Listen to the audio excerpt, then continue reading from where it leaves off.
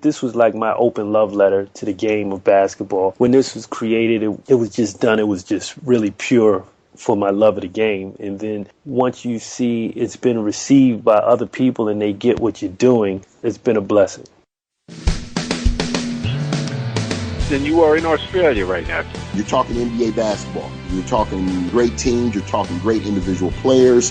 Takes it off, and there's number 23, and of course Johnny goes nuts. We're all getting goosebumps thinking about it now. I just tried to go out there and play my game. I have no idea what you're talking about, Adam. I don't like anybody. I'm not a people person. Strand, you made the pass, yes. Christian, can you catch the ball? Yes. All the stars were aligned and all the muscles fired at the right time, and I was able to get off the ground and throw one down. I was saving that as a surprise for you.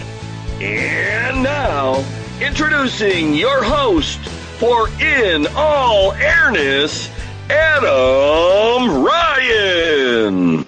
Welcome to episode 21. Thanks for joining me. My website is inallairness.com. Just add a / and the episode number to view show notes. I encourage you to interact with the show.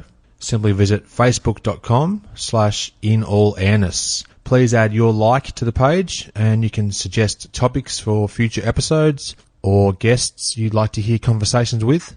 Leave voicemail comments or questions on either site. I'm thrilled to share 2 listener contributions in this episode. We'll hear those in just a moment. Please subscribe to my show on iTunes, or you can simply add my RSS feed. Check out the right-hand sidebar of my website. You can hear the show on Stitcher, Player FM, and other podcatchers. You can follow me on Twitter at inallairness. I want to personally thank UNC Bulls 23, Willy Wonky, Steenie, Hank from the Courtside podcast, Sizzling Hound Coaching, Luke, and Tom from Believe the Hype podcast for their written iTunes reviews. The show currently has 7 5-star ratings on the Australian iTunes store, which is just fantastic. If you add a review, I'd love to mention your name in a future episode. Your ratings and reviews are the ultimate assist to me, and they help me reach a wider audience, so thanks very much. Now, some listener feedback. Thank you, John Boland, for your question, and Keith Mitchell for your great feedback. I am about to play those, and you'll hear my answer to John's question as well. Then we'll get into the description of what's coming up on this episode. Hi, Adam. This is John Boland from Indianapolis, Indiana, in the United States, home of the Indiana Pacers of the NBA. I wanted to first express how much I enjoy your podcast. I first learned about it from Peter Vesey on Twitter shortly after he did his interview with you, which was a fascinating listen. I was a ball boy for the Pacers in the mid-'90s, as well as I did my university internship with them in 1998, which was Larry Bird's first year coaching the team and the year of that great Eastern Conference Finals between the Bulls and the Pacers. I know you're partial to the Bulls. Your favorite got the better of us on that particular series. My question for you, it just is amazing to me. I attended so many of these games, including the Game 7 of that aforementioned Eastern Conference Finals. Your memory recall and your prep for these podcasts amaze me. You remember these games even better than me, even though I attended a lot of them in person, and you're all the way in Australia. So I want to know what all goes involved in your preparation for this podcast, how much of it is straight off your memory, how much time it takes for you to put it all together, and what all's involved in that. Keep up the good work. I look forward to your podcast every time it comes out. I check my iTunes and give it a listen every time it's available, and I look forward to the next episode. Thanks. John, first of all, thanks very much for the question. It's just great to receive some listener questions. I really do appreciate it. Now, in terms of preparation for the podcast, a majority of what I contribute is from memory. But having said that, prior to each episode, I do like to swat up on my stats. I couldn't live without basketballreference.com. It's my holy grail of resources, pretty much. I also have an extensive library of MJ games on VHS and DVD, including the official NBA box sets, which I like to watch regularly as well. Professor Google is also a great resource. He's helped me unearth some excellent articles that allow me to add some more value to the conversations that I have with guests. Each episode takes probably 4 hours to put together. That includes editing the sound file, typing up the description, and getting the finished product ready for distribution. I'm meticulous, probably to a fault, when it comes to preparation. My goal is for each episode to sound as professional as possible, but it is a labour of love, to be honest. So thanks for your question. Adam, this is KMitch975 letting you know that all of us NBA fans anxiously await your podcast each and every week. It's like opening up a new Christmas present. Keep up the great work. How good's that feedback? Thanks very much, Keith. Really like to hear that sort of stuff, and it just gives me the extra motivation to want to keep going and doing this podcast. So thank you again for sharing that. On this episode, I'm joined by Talani Goodson, the man responsible for my favourite new show, Courtside Jones. It's tailor-made for hoopheads like me. A little teaser for this episode, Talani talks about meeting Michael Jordan and the Chicago Bulls in the hours following the Bulls' 1991 NBA championship win. That's a fantastic story in itself, so stay tuned for that and plenty more great insight from Talani Goodson. Now, on to the show. My guest today is a native of New York who grew up surrounded by the game of basketball. He's now the executive producer of the TV series Courtside Jones. Guests to date have included Willis Reed, Magic Johnson, Rick Barry, Kenny Anderson and Cliff Robinson, just to name a few. I'm excited to be chatting with him today. Talani Goodson, thanks for joining me. I'm humbled. I appreciate it. I'm all the way over here in New York. Australia is high on my list to visit one day. I'm excited. Excellent. I'm glad that you've taken the time to speak with me, and it's great to be able to chat with you. Yes. Before we talk about Courtside Jones, I'd just like to learn a little bit more about you, Talani. What are your earliest memories of watching or playing basketball? Well, growing up in New York, I was an athlete myself at a young age. And, basketball coming from an inner city was very prominent. So we would go to the basketball courts and see all the older guys playing. But actually, my best sport was baseball. But at that time, you couldn't get any girls playing baseball. So I saw all the guys playing basketball were getting all the girls, as a little kid. So that was like the cool thing. All the guys would come out and have their radios, have their music on the side of courts, and the guys would be out there, dunking and flashy. So it just naturally, I gravitated towards that. But that was like my first introduction. And then here, college was real big, college basketball particularly. The Big East basketball. And at that time, ESPN was just starting in the early 80s. So a lot of the college teams were just as big as a lot of the NBA teams. The duels between Georgetown was just as big as any NBA team. So it was probably the Lakers, the Celtics, and Georgetown was right there during the era of Patrick Ewing. And they used to have prime time games when Patrick Ewing would play against either Ralph Sampson or Hakeem Olajuwon. Those were nationally televised games, so naturally you just gravitated towards the game. But my first NBA guy who I really admired and to this day was Dr. J. That was my guy, number 6 out of Philadelphia. Dr. J, and then also with the New York Knicks, there were 2 guys. There was Michael Ray Richardson before he had all his problems off the court, was phenomenal. And, of course, Bernard King. Bernard King was really like my guy. Especially I remember seeing him when he had his 50-point games back-to-back. And, it was a magnet. The game was just a magnet. Sounds great. A great era that you grew up in for sure. And Michael Ray Richardson, I just missed his era of basketball by just a couple of years, so I never got to actually see him play. Obviously there's some YouTube clips and things like that, but seeing him play would have been quite amazing prior to the troubles that he did have, as you said. And also Bernard King, I did see quite a few years of his career, but unfortunately his career was shortened remarkably by those injuries that he did struggle with. But he did make it back to be that all-star in 1991, I think it was as well, which was fantastic to see him back on the court too. Oh, absolutely. I mean, Bernard King at that time, there were certain players when growing up in New York, they were New York. I mean, every kid when you was on the basketball court, they either wanted to be Dr. J, they wanted to be Bernard King, or there was a guy in college by the name of Pearl Washington. He went to Syracuse, who was just like an icon at that time. So it was a great era at that time. No doubt about that. Now, how far did your basketball career progress? What sort of level did you get to playing ball? Oh, man, I peaked early. In elementary school, a lot of my friends still don't believe it, but I was recruited out of elementary school. I went to one of the top.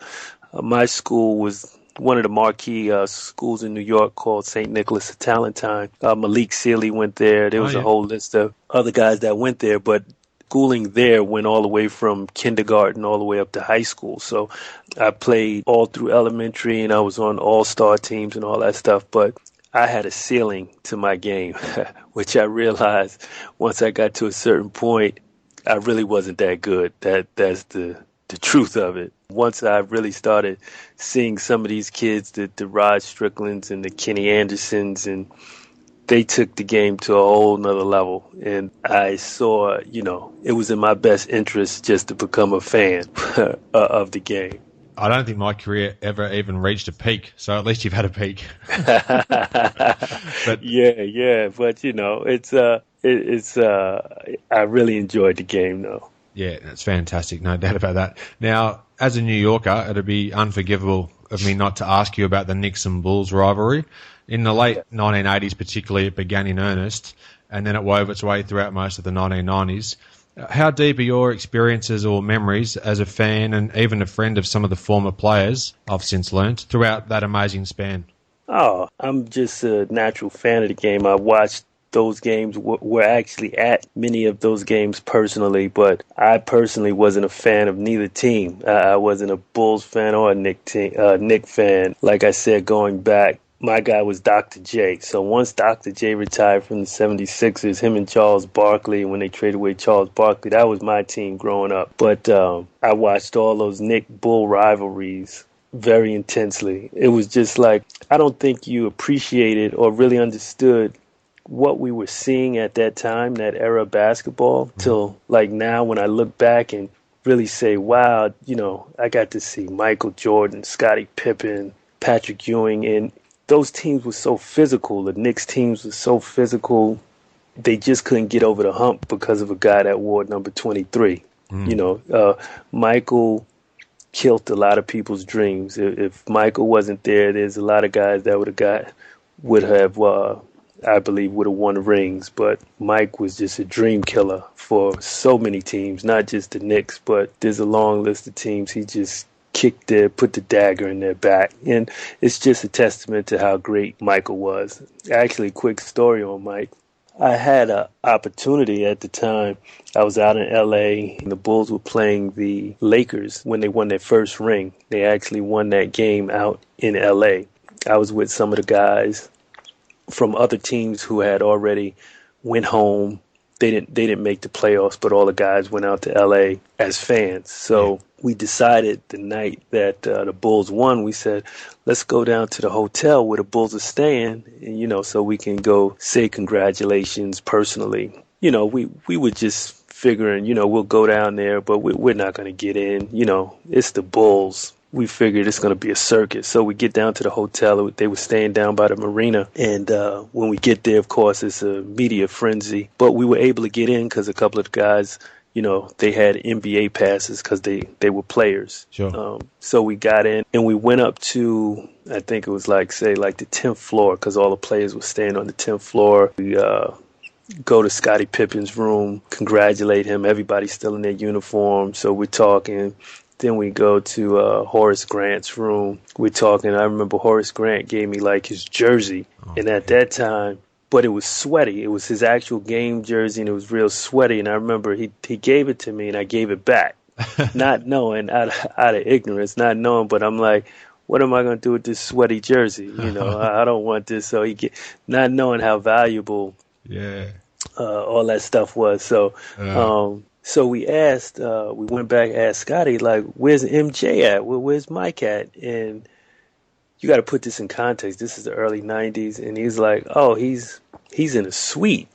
So I remember I was like, wow, he gets, when they travel on the road, MJ was getting a suite. This was before anybody was even doing this. I hadn't even heard about this. So I remember he told us what floor he was on. So we went up to the penthouse floor, and I figured once again it'd be mass security. However, once we got up there was no security, so we just boldly went and knocked on his suite door. And his best friend at the time, he answered the door. He was like, "Who is it?" And we was like, we just mentioned who we were. Like, "Oh, this is Talani and whoever else I was with." Like MJ knew us. And the MJ don't know me from a can of paint, but, we just said it real boldly. So next thing you know, they opened the door and let us come in.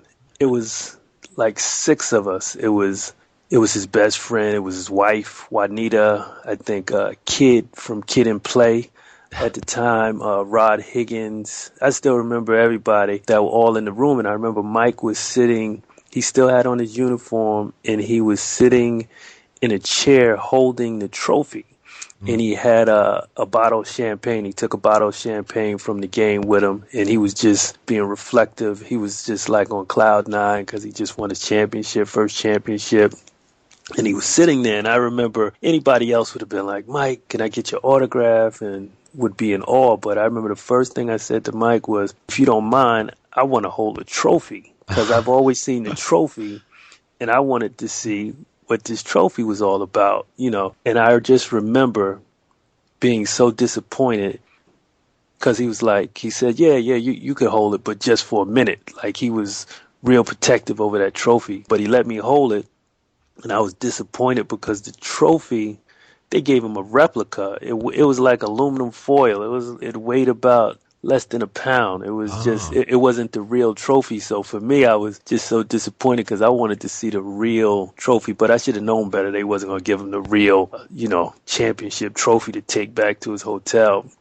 He was just cool as a fan, cool guy, and he just sat there just soaking it in, drinking his bottle of champagne. I think he probably slept in his uniform, just holding his trophy. But I always remembered that about MJ. The MJ I met was just really cool guy.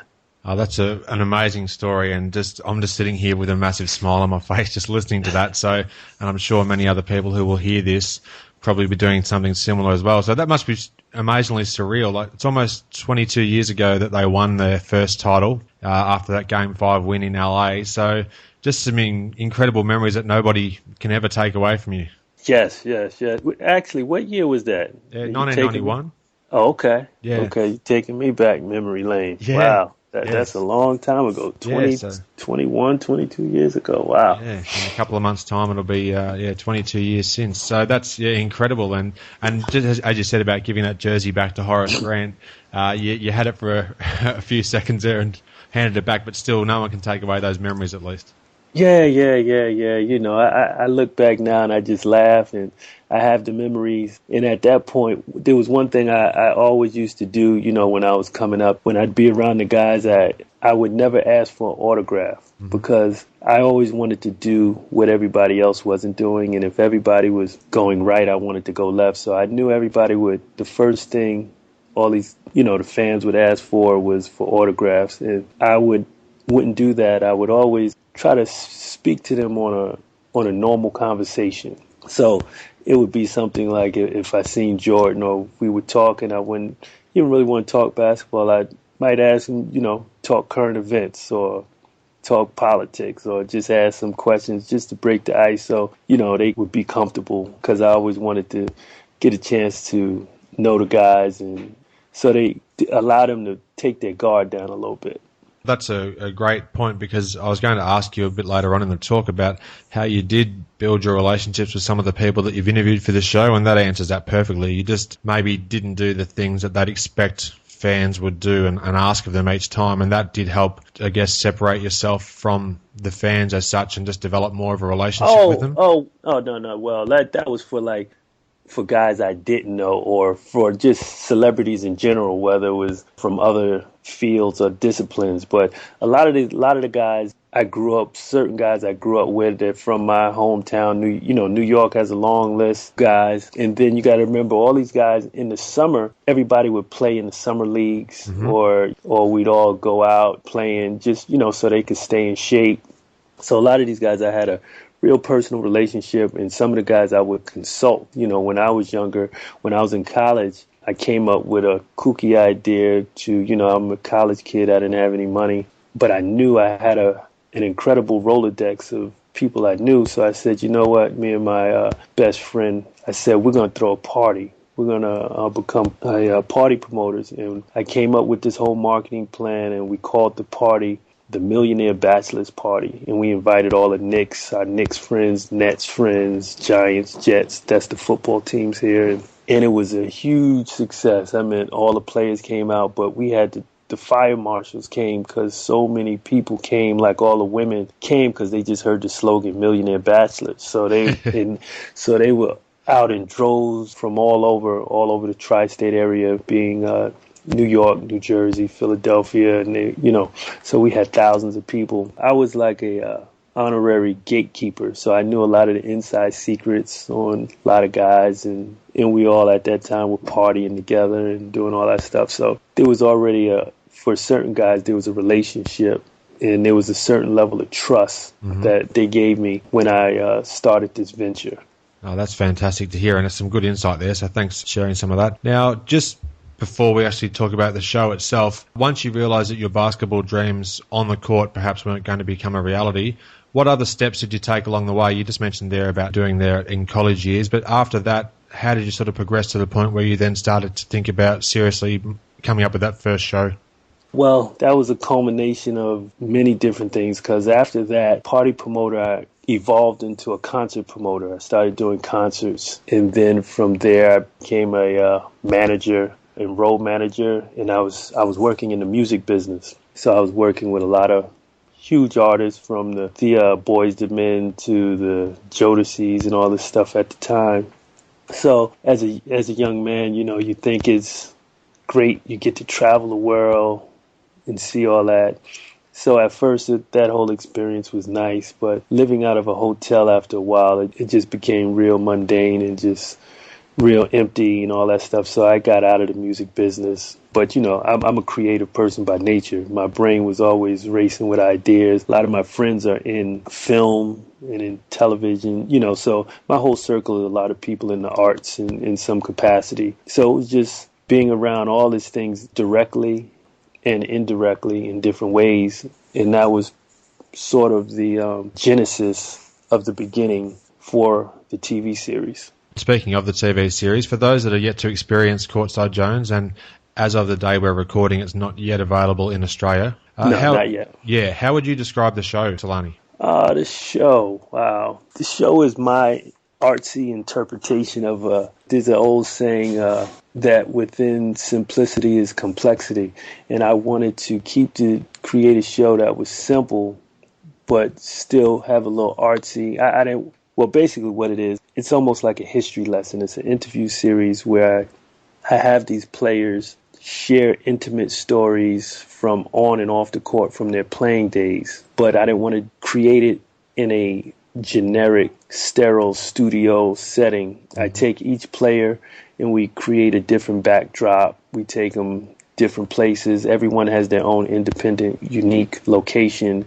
And, it's like mini movie, mini music video. That's my interpretation. And allow them to share stories, not the generic stories when they go on all these other shows and talk a lot. I wanted it to be a little more cutting edge, because I knew a lot of the inside stuff of players and coach feuds and between player feuds and players who really were having financial troubles. And I just thought I wanted to get some of those real stories told, but allow them to tell it, but also at the same time inject a redeeming factor, because I wanted it for upcoming players and other fans to see, this is real life stuff like everybody else. These guys have problems. Just because they're making all this money, they suffer from the same things that we have, if not more. And there's so much also on the court rivalries and different things. And I just wanted to allow them to tell it in their own words. A great description there, and you were kind enough to give me some inside access and have a look at that first episode, and I absolutely thoroughly absorbed every second of it. It was fantastic. It was Rick Barry, Kenny Anderson, and Cliff Robinson were the three guests, I believe, on that first episode. Yes. Just some great stories there. And I was lucky enough to be able to speak with Cliff Robinson as a former guest on the show as well, and he was a great guy. So it's good to learn these things about players you just never would actually have a chance to otherwise know. So that's what your show tends to bring out of them. Just after seeing that one episode, I'm sure that it's happened across many, many interviews that have been done since. Oh, yeah. Well, also keep in mind, what people are seeing on the show, that might be one story, but these guys I have a catalog of multiple, I might have 5, 6 other stories, unique stories from the game that I haven't shared, because just time doesn't allot you to tell every story that each player tells. So I'll take the best or, whichever story that might fit for that show and share that. It's been real humbling because I've had people from all over the world who have access and seen the show, especially all over the United States, where guys say they have their kids sit and watch the show with them because they might have heard of Rick Barry or Willis Reed, and just to hear these legends tell their aspect of the game, that's been real humbling experience when you start getting the feedback from all the people. This was like my open love letter to the game of basketball. When this was created, it was just done. It was just really pure for my love of the game. And then once you see it's been received by other people and they get what you're doing, it's been a blessing. Absolutely perfect description there. You can't really say much more than that. How can viewers choose to access the show and interact online as well, Talani? Okay, well, the show, actually, it's on Fox Sports across the U.S. and in select markets. It's on Comcast Sportsnet. So we enter into over 100 million households. Then abroad, internationally, so far, it's in Turkey, Israel, Middle East, all of Africa. And then later on this year, it should be expanding to the rest of the globe. But coming up, we just did a deal. We have the whole series, entire series, for all the binge watchers. They'll be able to see the whole series on Hulu, and that'll be online. So coming up very shortly, all the fans will be able to watch it there, every episode, and they can follow us on Twitter at Courtside Jones, or they can go to the website, www.courtsidejones.com. Fantastic. And once that does become available to watch online, I think my wife might file a missing persons report because I'm not going to be in the house for too long. I'm going to be just sitting at the computer watching episode after episode. So I'm really looking forward to that as well. No, I appreciate that. Now, there's no on-camera host as such for Courtside Jones. As viewers, we just hear directly from the guests and we learn about them firsthand. So personally, I think that's another way that separates your series from other interview-style shows. Just to clarify, you are off-camera chatting with the guests, but can you just discuss your choice of producing episodes that way?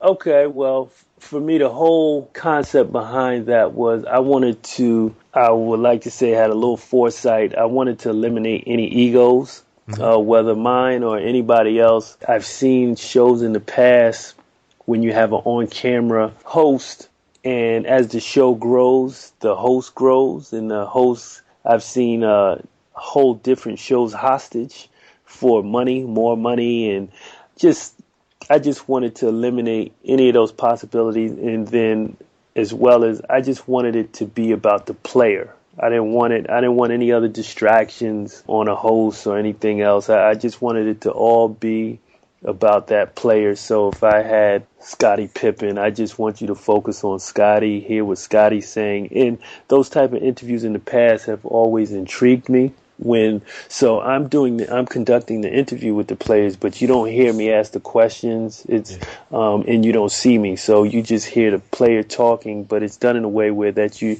know what the topic is. You get it. You'll understand the theme and the message that they're trying to convey. Yeah, I can certainly attest to that, having watched that first episode. So it comes across really well, and you know straight away, just by the way it's been put together, that whatever particular topic they're talking about, you can get straight into it. So it's done really well. Now, the choice of recording location is also very important for each of your featured episodes. For example, You've done interviews with Dolph Schayes and Willis Reed, and they were inside a Majestic Theatre for Dolph Schayes, and the Willis Reed one was atop a busy city building. So you also have some select inspiring music that goes along with each guest. Do you collaborate with the guest pre-interview? How does that all work?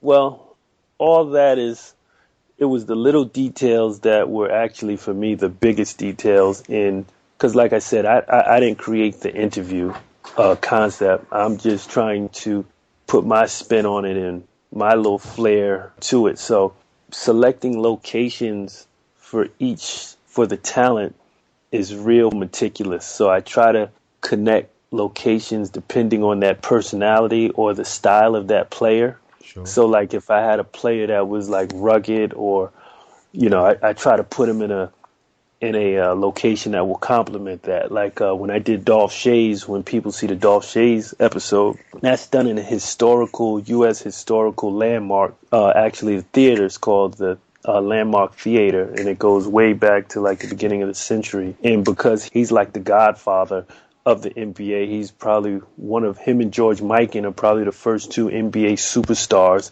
He started playing in 1947 in the early beginnings, before the NBA was even officially the NBA. Yeah. So I wanted to create a location, a historic landmark location to complement that. Like with Willis Reed, he is the king of New York. He's the last guy to bring a championship to the Knicks. Mm-hmm. And in New York, he is loved. So I wanted to put him in a location that was reflective, prime location in the middle of New York, Times Square, where you could see all that and fans can make that connection. Willis Reed. So everybody, I tried to, whether their personality or whether it's a hobby, something that they do that you would never know that's their hobby, or different things, and I just try to complement it and give it that little eclectic feel. And you do a great job of that. Now, and a perfect example of what you bring out in your guests is that Dolph Schayes interview. I've seen a few clips of that one online, and yes. He talks about a moment where he broke his hand and he had to then dribble using his other hand, and then that's why he developed such great skills being able to dribble with the opposite hand. So there's just things like that just come up in the course of your interviewing, and then he then opens up to the camera and you just learn some fascinating intricacies about these certain players that you otherwise wouldn't even know existed. I'm like a little kid when I'm with a lot of these guys because I'm learning so much. I thought I knew, but I didn't know. Like Dolph Schayes, he was just like a basketball encyclopedia. Like he's part of that history behind the 24-second clock. He broke it down. His team up in Rochester, the NBA was going through, I guess this is in the 50s or the early 60s. Mm-hmm. NBA was hurting, and the NBA was like on the borderline of folding.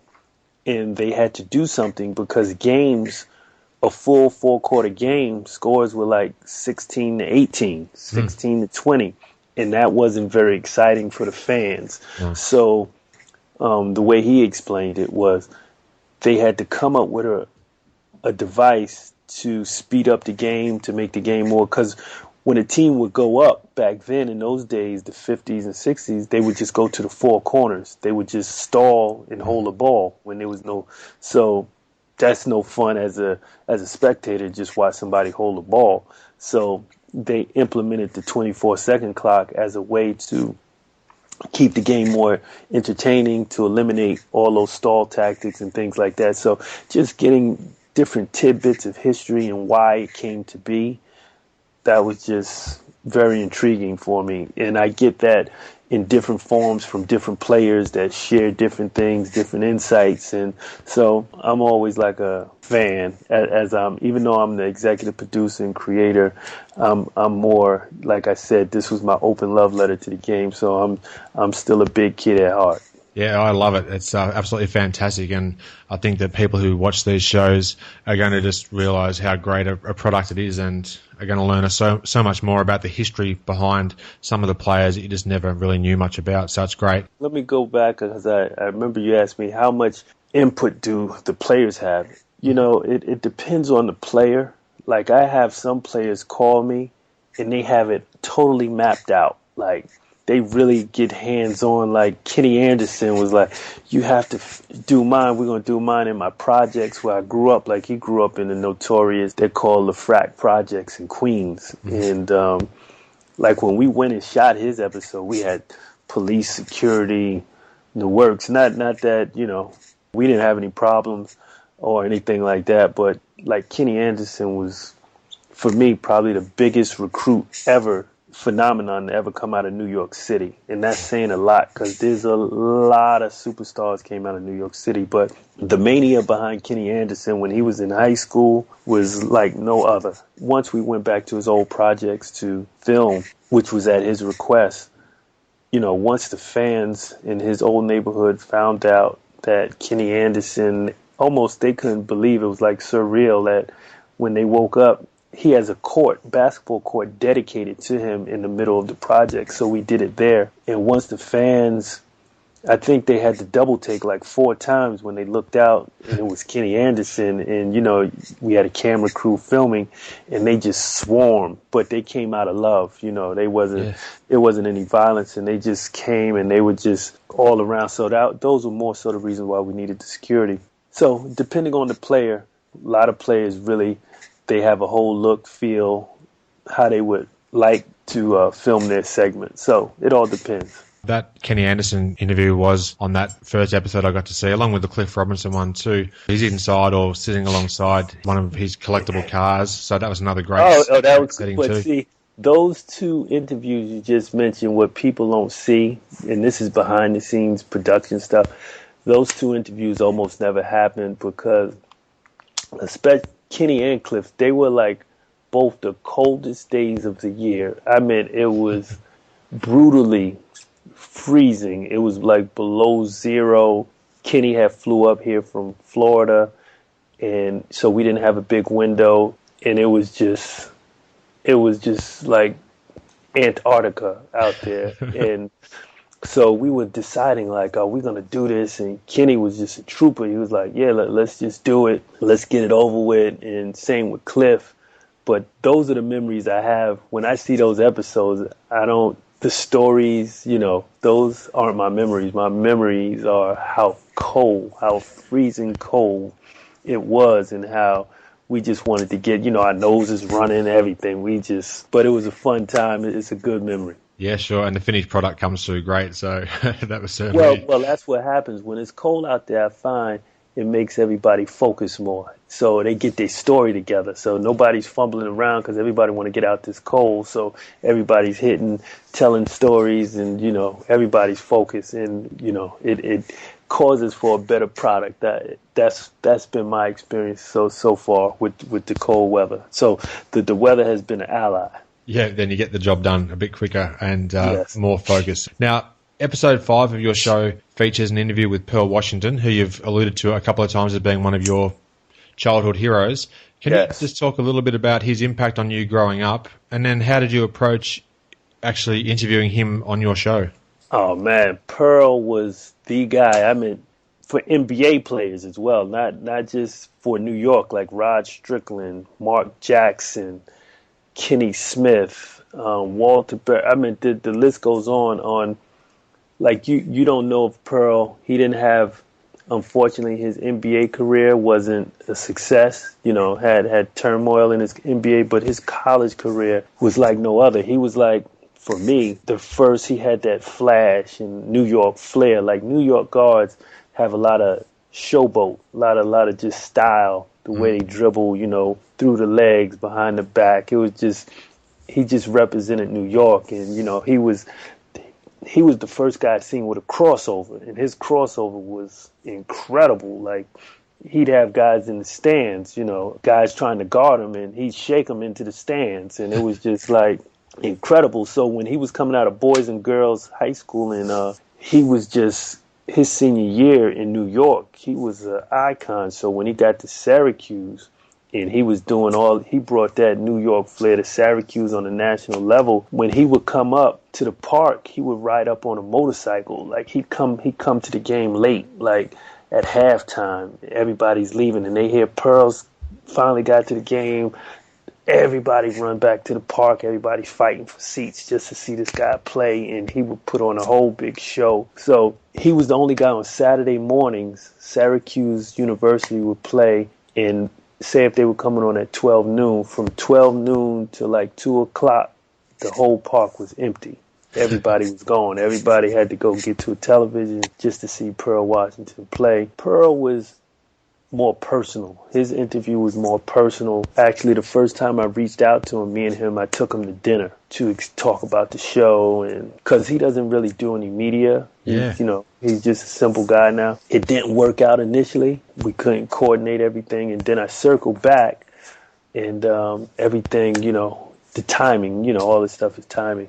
When I circled back, everything worked out, and it was just perfect. But if nobody else knew Pearl or cared about Pearl, I was doing Pearl anyway, because he was one of my personal heroes growing up.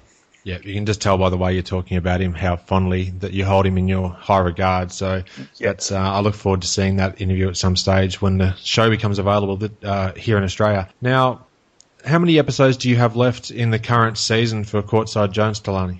Oh, well, that's where we're at right now. We're up to episode 8.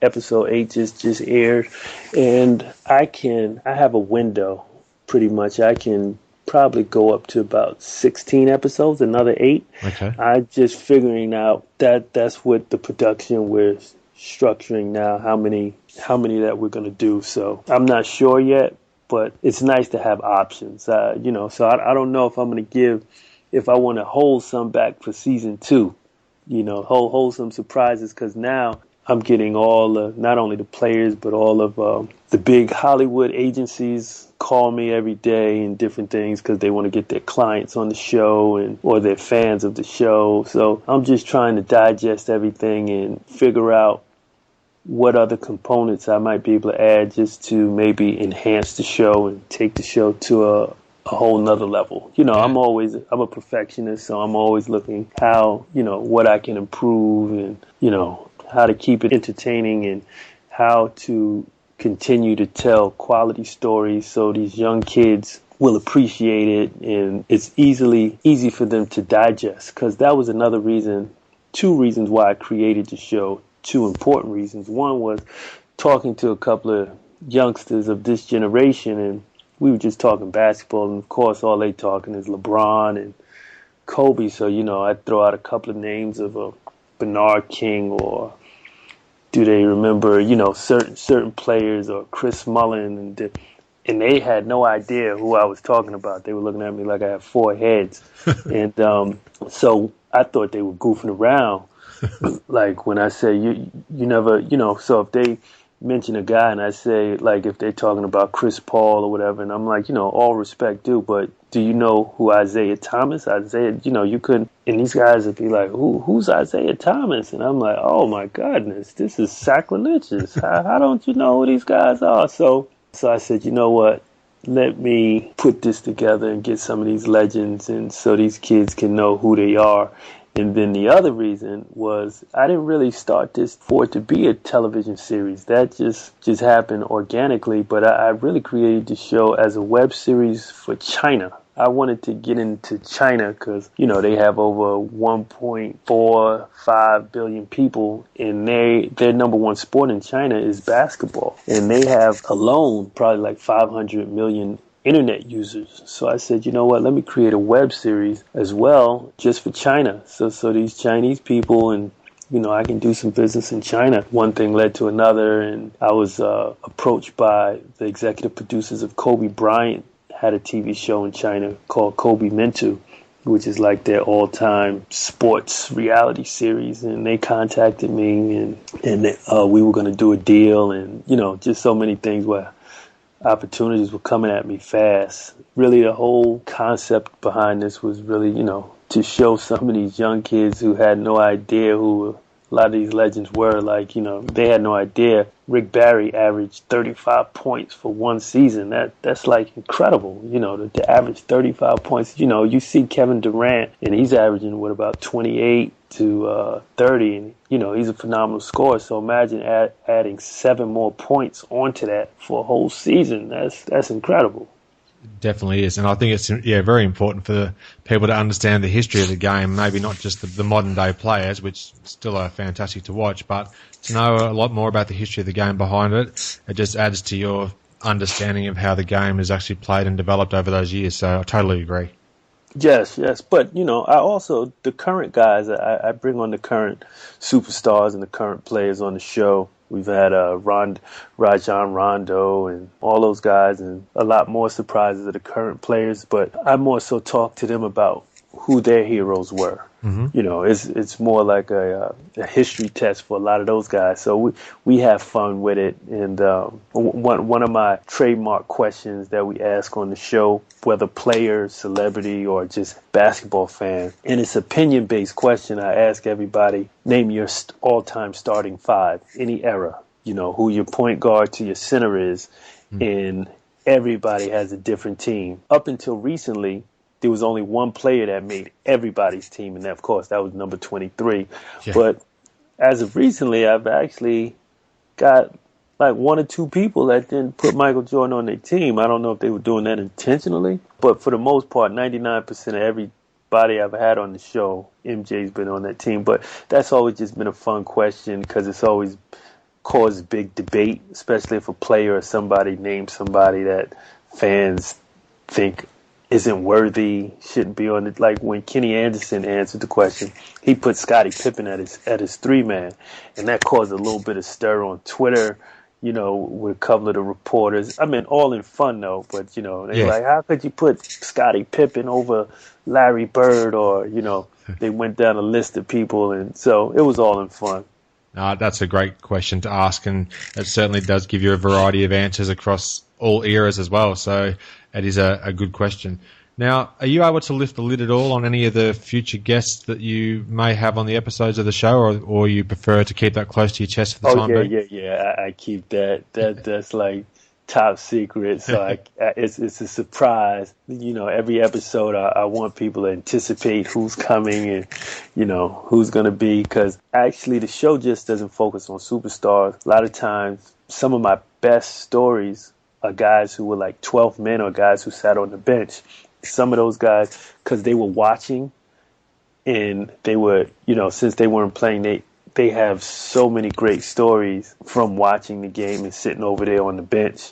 And some of those guys are phenomenal storytellers. The truth of the matter is, maybe I shouldn't say this, but some of your superstars or some of your big names, some of those guys, not a lot, but some of them are terrible interviews. There's a select few, and it's just their personality, whether they're really quiet or really shy or something like that. And I guess sometimes they're thrown into the media spotlight based on how good their game is. So it doesn't always translate into an interview style or just being on camera in general. So I understand where you're coming from there. Yeah. So they might have the big household name. They could care less about the fame. They love the game. So they didn't really care about all the other stuff, and that's not their personality. Some of that stuff you don't learn till actually firsthand till it's too late. You're in the middle of the interview and you figure out, this guy really, is not comfortable, or this isn't his strong suit. Yeah, no, understand. Now, is there a most surprising thing that you've learnt since creating the series? Is that possible to come up with one thing that might be the most surprising? Oh, man. One of the main things has been just the support, the teamwork that people, when I started this, I was just a little engine that could. I didn't have a big name at all. This wasn't really my specialty, my background or anything like this. But as you do good work, other opportunities and people came on to lend their support.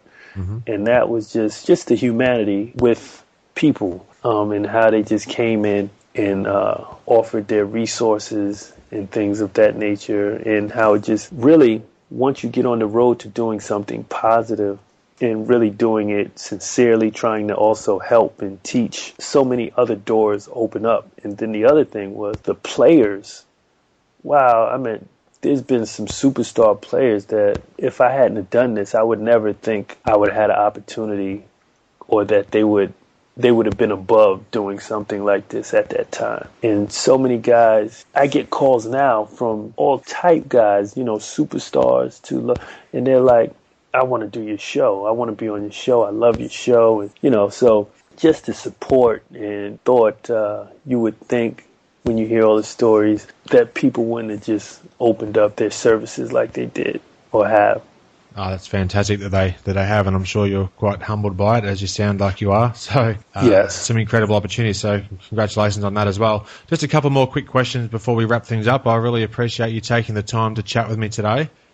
Now, yes, you were a recent guest on the Bottom Line Sports radio show, which was hosted by none other than Charles Oakley and Penny Hardaway. I haven't had a chance at this stage to hear the interview. I've been trying to track it down online. But how was that experience being a guest on a show rather than actually being in the role of interviewer?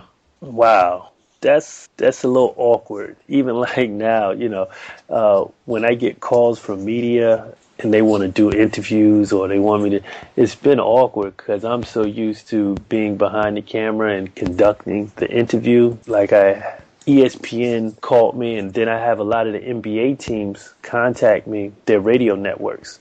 Sure. And they want me on as a guest in all different outlets from all over the world.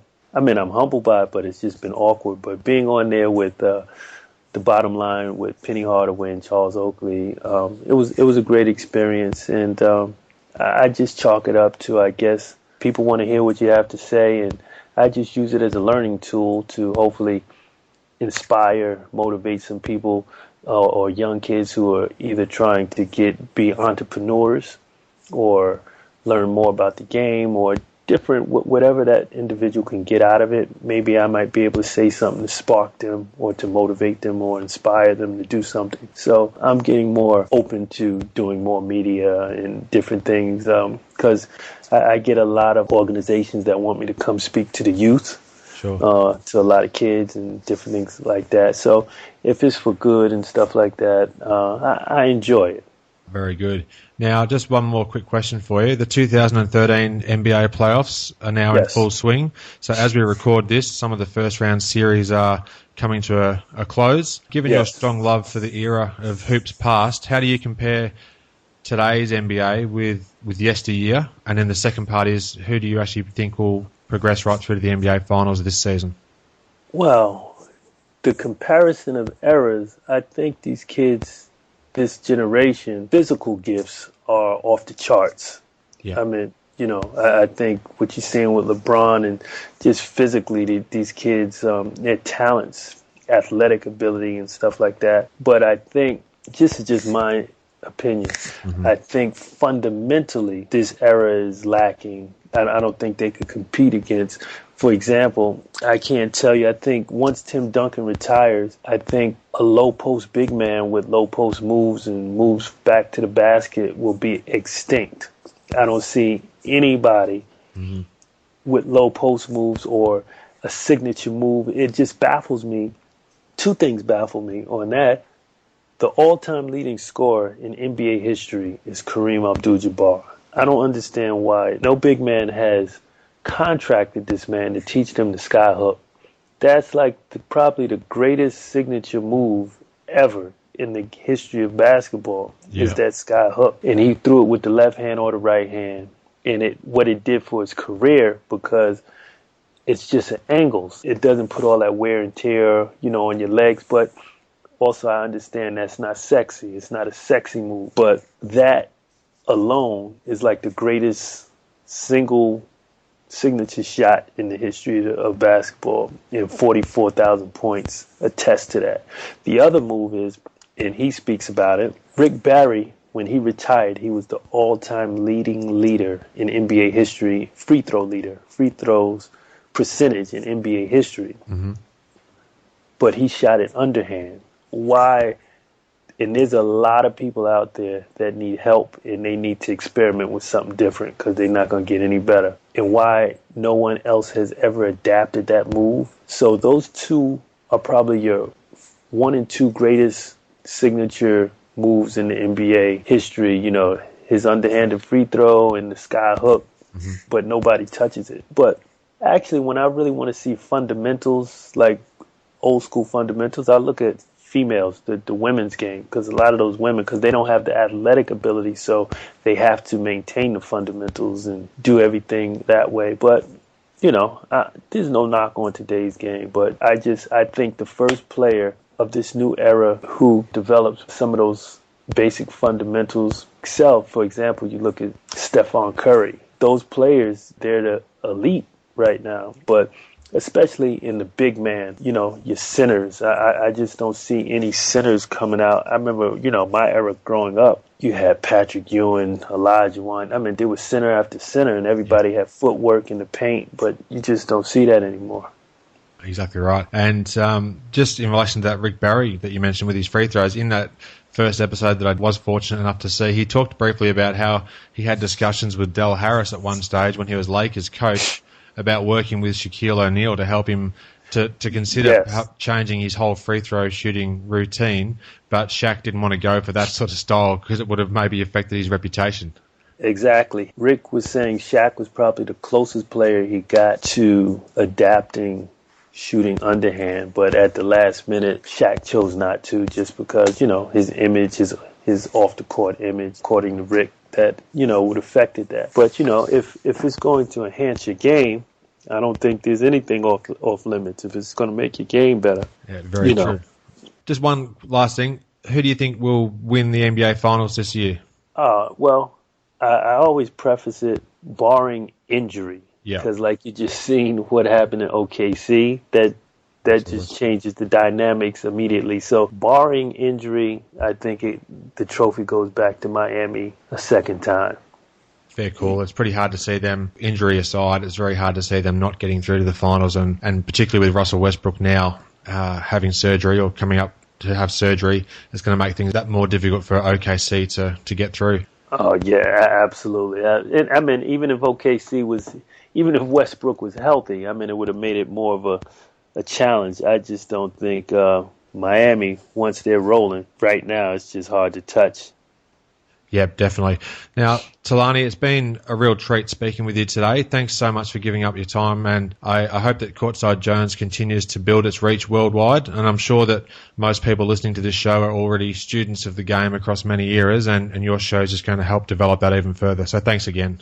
Thank you, and if fans that watch your show, if they can go follow us on Twitter at Courtside Jones, or come visit us at our website at www.courtsidejones.com. We'd appreciate it, and I'm just very humble and thankful that you had me on, and appreciate all the support. Not a problem at all. I'm happy to do it, and it's just been great being able to chat with you today. And your Twitter account's definitely a must follow as well, so people can stay in touch and see what you're up to. And you've also got a Facebook page too. Yes. Same thing, the Courtside Jones fan page, TV show fan page. So I want everybody, come and share their thoughts. And if anybody has any ideas or recommendations of any players that they'd like to see on the show, please send them our way. Definitely will. All right, so thanks again, Talani. Okay, thank you. Thanks for listening. I hope you enjoyed the show, and share my web address with your friends and colleagues, inallairness.com. Check out the podcast archive for plenty more episodes with high-profile guests. Follow me on Twitter at inallairness. Please visit the show's social hub, facebook.com/inallairness. Join me next time for another edition of the show.